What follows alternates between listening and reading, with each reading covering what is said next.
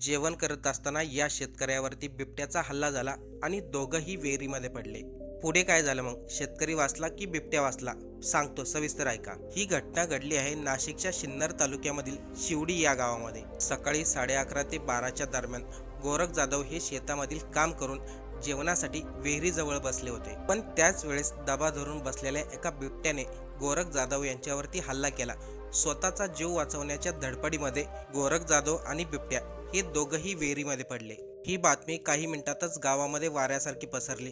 ग्रामस्थ, पोलीस अधिकारी, वन अधिकारी घटनास्थळी पोहोचले, पण गोरख जाधव यांचा विहिरीमध्येच बुडून मृत्यू झाला. संतापलेल्या लोकांनी अधिकाऱ्यांना विनंती केली, बिबट्याला बाहेर काढू नका, त्याला इथंच मारून टाका. पोलीस प्रशासनाने, वन अधिकाऱ्यांनी गावकऱ्यांची समज काढली, पण बिबट्याला पाण्यामधून काढण्यासाठी उशीर झाला आणि त्या बिबट्याचाही पाण्यामध्ये मृत्यू झाला. धक्कादायक म्हणजे याच बिबट्याने काही वेळापूर्वी गावातील एका व्यक्तीवरती हल्ला केला होता.